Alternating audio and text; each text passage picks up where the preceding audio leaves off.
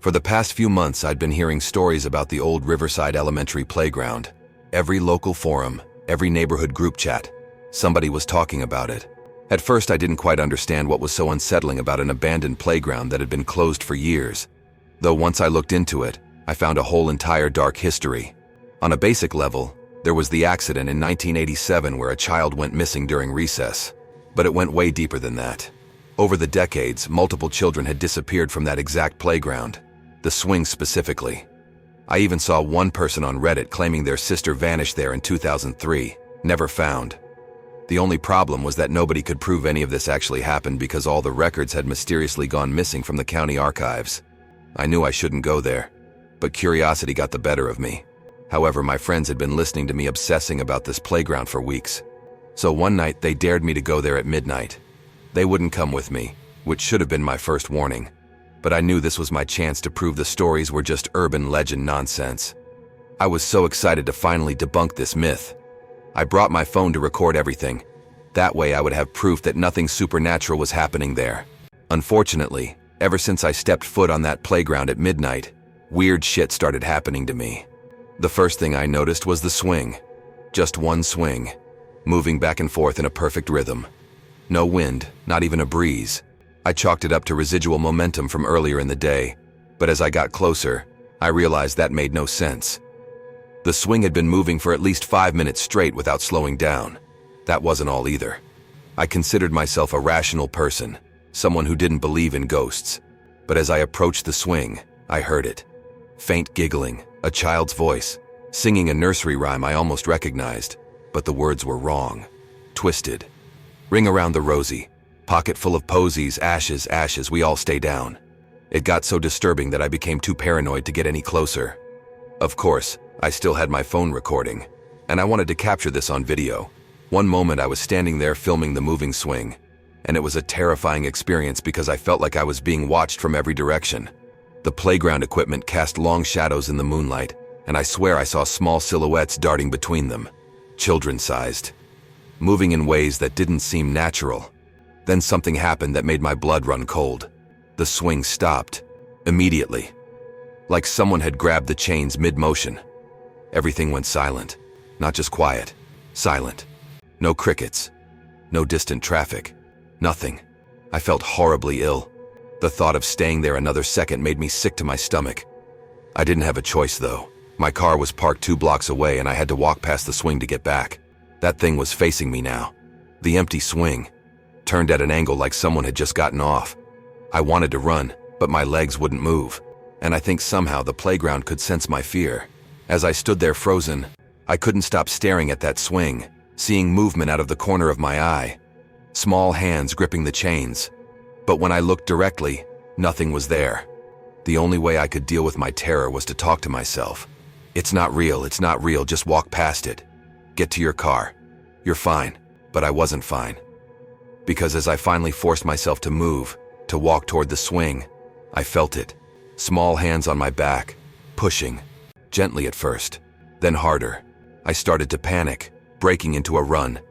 But the pushing didn't stop. It got faster, more aggressive. Like invisible children were shoving me forward, trying to make me fall. I was running full speed now, my phone still recording in my shaking hand. I nearly crashed into the fence trying to escape, but I made it out of that playground and didn't stop running until I reached my car. With my heart still pounding, I locked the doors and sat there for a moment, trying to catch my breath. Then I remembered.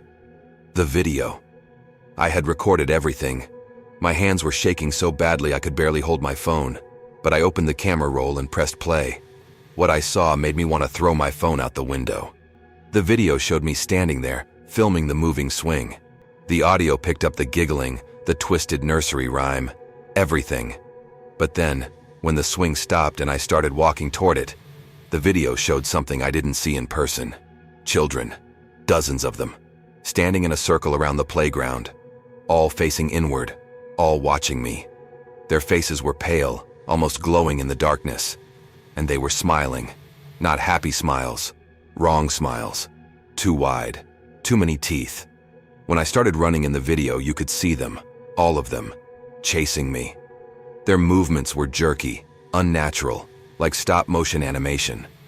And right before the video cut off, as I reached the fence, the camera caught one final image. A little girl, standing directly behind me, her hand outstretched, inches from my back. I was so disturbed that I didn't realize I had stopped breathing. When I finally looked up from my phone, I saw something that made my blood freeze.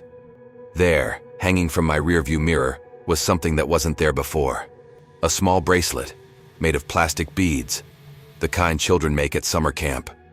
It spelled out a name, Emma. I threw it out the window immediately and drove home, breaking every speed limit. But I couldn't escape what happened next. When I got home and checked my phone again, there was a new video in my camera roll, one I didn't record. The timestamp showed it was filmed while I was driving home.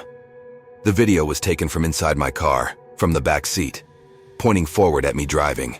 And in the reflection of the rearview mirror, you could see her, the little girl from the playground, sitting behind me, smiling, the entire drive home. I haven't been able to sleep since that night. Every time I close my eyes, I hear that nursery rhyme. And the bracelet? It keeps coming back. I throw it away, I burn it, I bury it. But every morning, it's hanging from my rearview mirror again. Always the same name, Emma. I finally did some research. Turns out Emma Richardson was the first child to disappear from that playground in 1987. She was last seen on the swings. They never found her body. But according to the old newspaper articles, she was wearing a plastic bead bracelet when she vanished, one that spelled out her name. Now I know the truth. The playground isn't haunted by one ghost. It's haunted by all of them. Every child who disappeared there, and they're not just spirits. They're still playing, still swinging, still waiting for someone new to join their game. If you ever see a playground swing moving by itself at midnight, don't get closer, don't film it, and whatever you do, don't let them push you. Because once they touch you, they never let go. I'm living proof of that. Every night at midnight, I feel those small hands on my back, pushing. And one day, I know I won't be able to resist. I'll go back to that playground. I'll sit on that swing and I'll join them, forever.